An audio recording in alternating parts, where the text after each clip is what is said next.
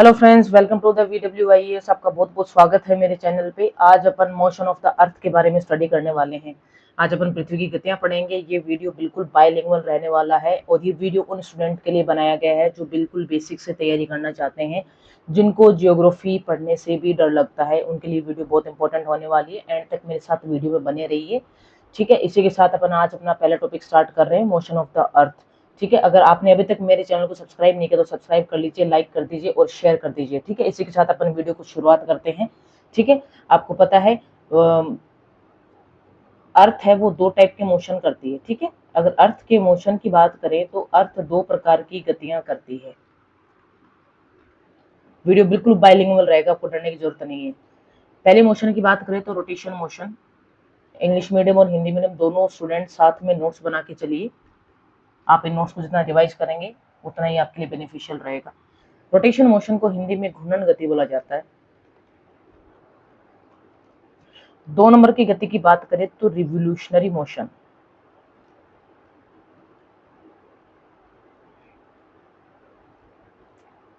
Revolution motion होता है, revolution motion होता है, इसको हिंदी में परिक्रमण गति बोला जाता है, ठीक है। आपको पता लगा पृथ्वी दो प्रकार की गतियां करती है, रोटेशन और रिवोल्यूशन। इन दोनों का अर्थ पे क्या क्या इंपैक्ट पड़ता है वो अपन इस वीडियो में डिस्कस करेंगे, बिल्कुल बेसिक से। तो एंड तक मेरे साथ वीडियो में बने रहिएगा, ठीक है। तो इसी के साथ अपन आज पहला जो मोशन है उसको अपन डिस्कशन करेंगे। रोटेशन मोशन के बारे में अपन पढ़ने वाले हैं कि रोटेशन मोशन होता क्या है, पृथ्वी की घूर्णन गति क्या होता है, ठीक है। आपने हिंदी मीडियम के स्टूडेंट के लिए आप डेफिनेशन लिख लीजिए। पृथ्वी का अपने अक्ष पे घूमना ही रोटेशन कहलाता है, ठीक है। Moment of the earth on its axis. पृथ्वी का अपने अक्ष पे घूमना ही रोटेशन कहलाता है। अब अपने अक्ष पे कैसे घूमती है? आप एक जगह पे खड़े होकर के आप गोल गोल घूमिए तो आप अपने एक्सिस पे घूम रहे हैं, इसी को ही रोटेशन बोलते हैं, ठीक है। इसी को रोटेशन बोला जाता है। आपको पता है पृथ्वी एक रोटेशन को कंप्लीट करने के लिए कितना टाइम लेती है? 24 आवर्स का टाइम लेती है। और आपको पता है पृथ्वी वेस्ट टू ईस्ट मूवमेंट करती है, मतलब पृथ्वी पश्चिम से पूर्व की तरफ घूमती है, ठीक है। पश्चिम से पूर्व की तरफ घूमती है, ठीक है। तो पृथ्वी अपना एक राउंड कंप्लीट करने में कितना टाइम लेती है? 24 आवर्स का टाइम लेती है। समझ में आया? यहाँ तक बात समझ में आ गई, ठीक है। इसी के साथ अपन आगे बढ़ते हैं। इससे पहले आप एक डायग्राम देख लीजिए, उससे आपको समझ में आ जाएगा। ये देखिए, ये अर्थ क्या कर रही है? ये अर्थ रोटेशन कर रही है। ये अर्थ का रोटेशन मोशन है। देखिए, आप इसको गौर से देखिए। ये क्या कर रही है? अर्थ अपने एक्सिस पे रोटेट कर रही है। ये देखिए, ये क्या है? ये एक्सिस है। इसी को क्या बोलते हैं? अपनी जगह पे ही घूम रही है, अपनी जगह पे घूमना ही रोटेशन कहलाता है। इसी को रोटेशन बोलते हैं, ठीक है। एक चीज ये होगी। तो अर्थ की रोटेशन की वजह से अर्थ पे क्या क्या इम्पैक्ट पड़ते हैं, जो अपन अपनी डेली लाइफ में अपन देखते भी हैं, उनको ऑब्जर्व करते हैं, लेकिन अपन को पता नहीं कि किस वजह से ये चीजें हो रही है, ठीक है। तो अपन बात कर रहे हैं बिकॉज ऑफ अर्थ रोटेशन क्या क्या इम्पैक्ट पड़ता है, इसका इफेक्ट क्या क्या है, ठीक है। सबसे पहले तो आप देखिए फॉर्मेशन ऑफ डे नाइट, दिन रात बनते हैं। पहली बात समझ में आई? फॉर्मेशन ऑफ डे नाइट, दिन रात बनते हैं, ठीक है। सेकंड इम्पैक्ट की अगर मैं बात करूं कि बिकॉज ऑफ अर्थ रोटेशन क्या होता है? बिकॉज ऑफ अर्थ रोटेशन होता है जो अर्थ पे कोरियोलिस फोर्स जनरेट होता है। अब बोलोगे रोटेशन की वजह से कोरियोलिस फोर्स जनरेट होता है, इस कोरियोलिस फोर्स की वजह से क्या होता है? कोरियोलिस फोर्स की वजह से क्या होता है? Deflection of air current and oceanic current. Deflection का मतलब क्या होता है? मुड़ना होता है, ठीक है। इसको अपन नेक्स्ट पेज पे समझेंगे, बिल्कुल बारीकी से अपन समझने वाले हैं, ठीक है। दो बातें होगी कि बिकॉज ऑफ रोटेशन क्या होता है, बिकॉज ऑफ रोटेशन क्या होता है? Formation of the day night होता है, ठीक है। उसकी वजह से बिकॉज ऑफ रोटेशन की वजह से कोरियोलिस फोर्स जनरेट होता है। ये कोरियोलिस फोर्स की वजह से क्या होता है? डिफ्लेक्शन होता है। हवा और जो महासागरीय जल धाराएं हैं वो मुड़ती है। वो मुड़ती कैसे है? उनका डिफ्लेक्शन कैसे होता है? अपन नेक्स्ट स्लाइड में इसको डिस्कस करने वाले हैं, लेकिन उससे पहले आप मेरी वीडियो को लाइक कर दीजिए, शेयर कर दीजिए, सब्सक्राइब कर दीजिए चैनल को, ठीक है।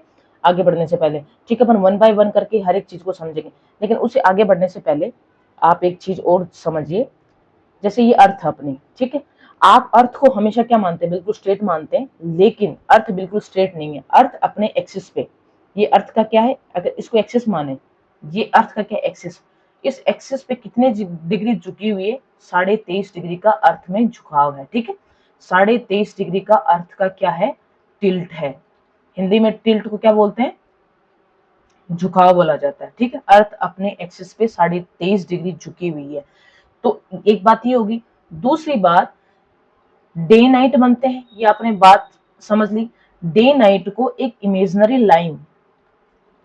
लाइन इन दोनों को सेपरेट करती है, इन दोनों को डिवाइड करती है। जैसे कोई चीज है, जैसे कोई वस्तु है, या फिर आपके घर में रूम है, एक रूम से दूसरे रूम को डिवाइड करने के लिए बीच में दीवार बनी हुई है, वैसे ही एक इमेजनरी लाइन है जो डे और नाइट को क्या करती है, डिवाइड करती है। इसी को क्या बोलते हैं, सर्कल ऑफ इल्यूमिनेशन। इसको क्या बोला जाता है, सर्कल ऑफ इल्यूमिनेशन, ठीक है। एक बात ये होगी, सर्कल ऑफ इल्यूमिनेशन बोला जाता है। अर्थ का अपने एक्सिस पे 23.5 डिग्री झुकी हुई है, डे नाइट का फॉर्मेशन होता है। डे नाइट जो है इन दोनों को डिवाइड करने वाली इमेजिनरी लाइन को क्या बोलते हैं, इल्यूमिनेशन बोलते हैं, ठीक है। अब ये जो अर्थ है, ये अपने एक्सिस पे रोटेट करती है, ये अपने एक्सिस पे रोटेट कर रही है। जो नॉर्थ, ये इसका नॉर्थ है, ये इसका साउथ है। ये नॉर्थ टू साउथ एक इमेजनरी लाइन, एक काल्पनिक रेखा होती है जो नॉर्थ को साउथ से कनेक्ट करती है, ठीक है। नॉर्थ को साउथ से कनेक्ट करती है, उस इमेजिनरी लाइन को क्या बोलते हैं, एक्सिस ऑफ रोटेशन। उसको बोलते हैं axis of rotation. I hope आपको यहाँ तक समझ में आ रही होंगी चीजें। बिल्कुल मैंने बिल्कुल बेसिक से बताया है कि सब चीजें क्या होती है, ठीक है। एक बार अपन इस चीज का रिवीजन कर लेते हैं कि अपन ने क्या क्या पढ़ा है। कि अर्थ का रोटेशन होता है, रोटेशन की वजह से अर्थ पे क्या क्या इम्पैक्ट पड़ते हैं, अर्थ पे इम्पैक्ट पड़ते हैं कि डे नाइट का फॉर्मेशन होता है, ठीक है। डे नाइट को डिवाइड करने वाली जो लाइन है उसको क्या बोलते हैं, सर्कल ऑफ इल्यूमिनेशन बोला जाता है, ठीक है। यहाँ तक बात कंप्लीट होगी। दूसरा, अर्थ रोटेट करती है, ये अपन को पता है। अर्थ का अपने एक्सिस पे कितना डिग्री झुकाव है, 23.5 डिग्री झुकाव है, ठीक है। अर्थ के रोटेशन की वजह से कोरियोलिस फोर्स जनरेट होता है, कोरियोलिस फोर्स जनरेट होता है, जिसकी वजह से क्या होता है, जो हवाएं और जो एयर करंट, हवाएं और ओशनिक करंट, जो महासागरीय जल धाराएं हैं, इनका डिफ्लेक्शन होता है, ये मुड़ जाती हैं। तो ये मुड़ती कैसे हैं, ये सब चीजें जानने से पहले आपको एक चीज समझना जरूरी है। वो क्या है, ये अर्थ है। आपको पता है अर्थ पे इमेजिनरी लाइन होती है, जैसे ये वाली लाइन जो अर्थ को बिल्कुल डिवाइड करती है बीच से, इसको इमेजिनरी लाइन है, ये आपको दिखेंगे नहीं, बिल्कुल ऐसे माना हुआ है। माना कि एक्स, जैसे अपन मैथमेटिक्स में करते हैं, माना कि एक्स, किसी चीज की वैल्यू अपन एक्स मानते हैं, वैसे ये ही एक इमेजिनरी लाइन है। ये क्या है, 0 डिग्री, जो बिल्कुल अर्थ को 2 पार्ट्स में डिवाइड कर देती है, ठीक है। अगर मैं इसकी बिल्कुल 90 डिग्री बात करूं, ये है 90 डिग्री ऊपर, ये 90 डिग्री नीचे। जो ऊपर वाला जो 90 डिग्री है, इसको क्या बोलते हैं, 90 डिग्री नॉर्थ, और इसको क्या बोलते हैं, 90 डिग्री साउथ, ठीक है। बिल्कुल 2 पार्ट में इसको डिवाइड कर दिया। तो ये वाली जो इमेजिनरी लाइन, इसको क्या बोलते हैं, इसको बोलते हैं भूमध्य रेखा। आई होप आपको यहां तक समझ में आ रहा होगा। इसको क्या बोलते हैं, इसको बोलते हैं भूमध्य रेखा। ये जो 90 डिग्री नॉर्थ है, इसको क्या बोलते हैं, ध्रुव बोलते हैं। इंग्लिश में इसको पोलर बोलते हैं, ठीक है, पोलर बोलते हैं। 90 डिग्री साउथ है, ये भी पोलर है। इतनी बात समझ में आई आपको। ये अर्थ है, अर्थ को बिल्कुल बीच से डिवाइड करने वाली रेखा भूमध्य रेखा कहलाती है, जो 0 डिग्री है, ठीक है। 0 डिग्री से नॉर्थ में, 0 डिग्री से नॉर्थ में ये वाला जो एरिया है, 0 डिग्री टू 90 डिग्री नॉर्थ के बीच के वाला जो एरिया है, इसको क्या बोलते हैं, उत्तरी गोलार्ध बोला जाता है। हिंदी में बात करें तो, सॉरी इंग्लिश में बात करें, इसको नॉर्दर्न हेमिस्फीयर बोलते हैं, ठीक है। नॉर्दर्न हेमिस्फीयर इसको बोला जाता है। और अगर इसके 0 डिग्री से साउथ में बात करें, साउथ वाला ये बात करें, तो इसको क्या बोलते हैं, सदर्न हेमिस्फीयर या दक्षिणी गोलार्ध बोला जाता है। यहाँ तक बात समझ में आई, यहाँ तक बात समझ में आई ना आपको। साथ साथ में आप मेरे ये बनाते चलिए, ठीक है, ठीक है। एक बात ये हो गई। अभी तक आपने क्या सीखा? ये अर्थ है, अर्थ को बिल्कुल बीच से डिवाइड करने वाली जो इमेजिनरी लाइन है 0 डिग्री, इसको क्या बोलते हैं? इसको बोलते हैं भूमध्य रेखा या इक्वेटोरियल लाइन। ठीक है, इसके ऊपर 90 डिग्री है, 90 डिग्री नॉर्थ है। इसके ऊपर वाले हिस्से को क्या बोलते हैं? उत्तरी गोलार्ध बोला जाता है। नीचे वाले हिस्से को क्या बोलते हैं?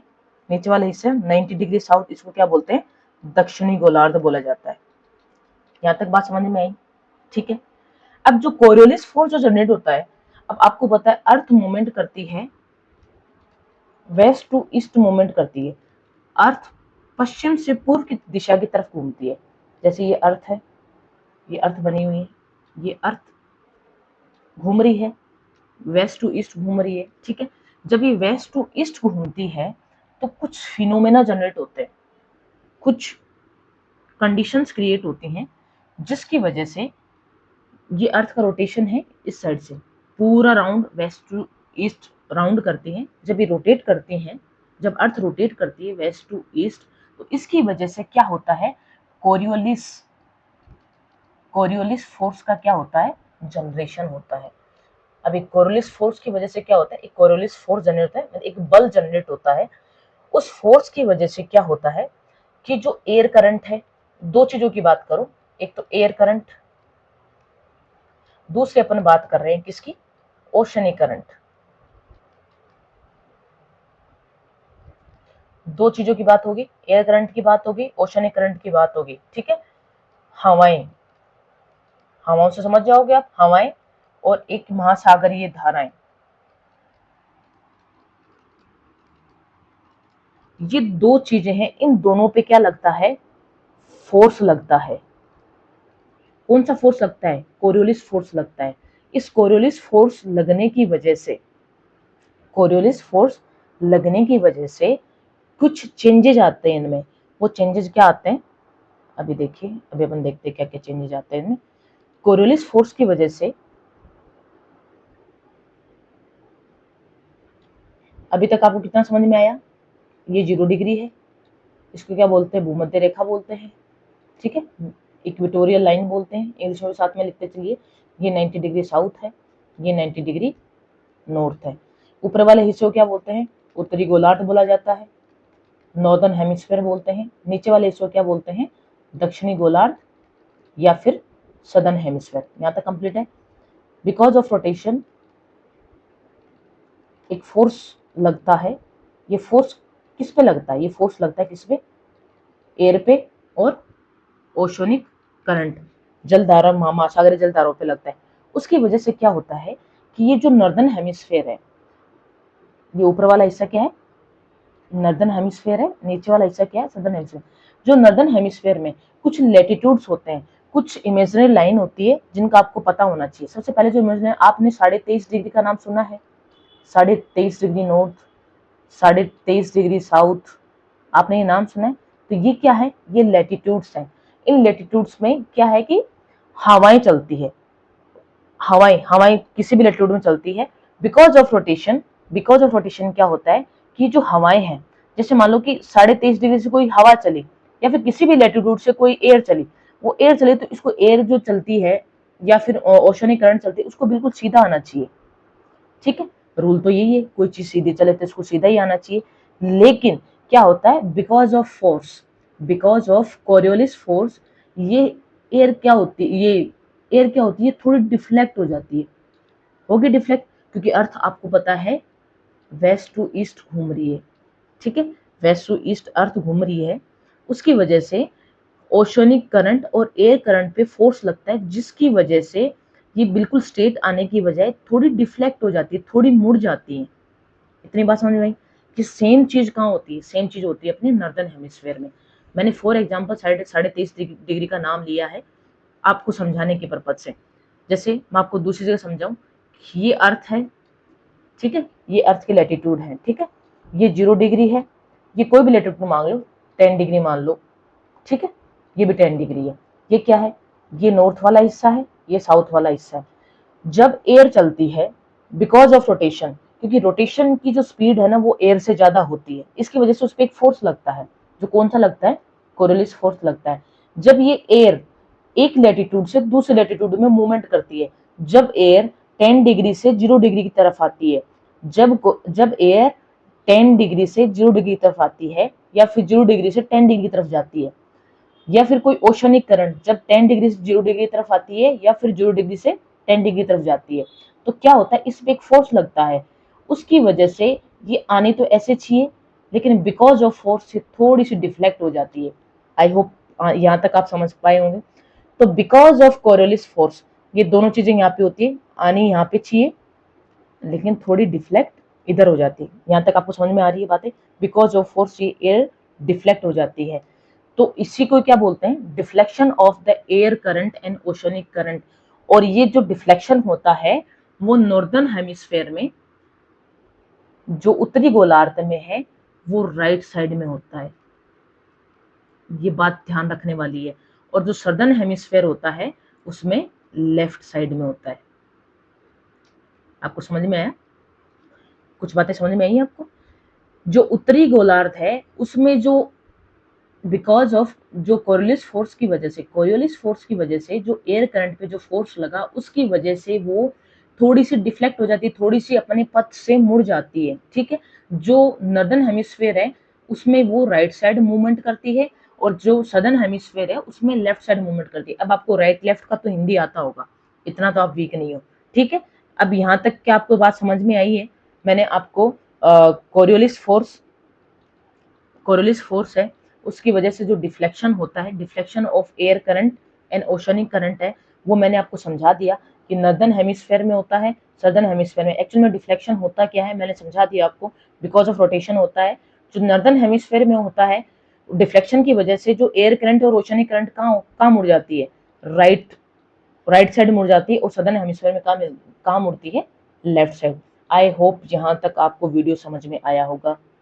अगर आपको वीडियो समझ में आ रहा है, आपको लेक्चर जो पढ़ाया जा रहा है वो समझ में आ रहा है, इतना आपको कोई नहीं पढ़ाएगा, ठीक है। इतना आपको कोई नहीं, इतना डीपली आपको कोई नहीं पढ़ाएगा। अगर कोई पढ़ा दे तो आप मुझे बता देना उसका, ठीक है। यहाँ तक आपको बातें समझ में आई? यहाँ तक बातें समझ में आई? ठीक है। अभी तक अपने क्या क्या डिस्कस किया? अभी तक आपने क्या क्या डिस्कस किया? अभी तक अपन ने क्या किया है? अभी तक अपन ने रोटेशन मोशन पढ़ा, ठीक है। उसकी अपन ने डेफिनेशन पढ़ ली कि रोटेशन कहते किसको है, रोटेशन मोशन कहते किसको, ठीक है। कितना टाइम लगता है, ठीक है।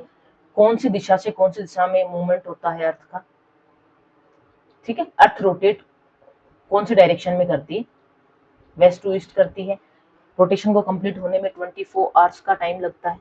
यहाँ तक आपको बात कंप्लीट हुई, डेफिनेशन आपको बताई थी मैंने, ठीक है। इसकी वजह से क्या क्या इम्पैक्ट पड़ता है, डे नाइट का फॉर्मेशन होता है, ठीक है।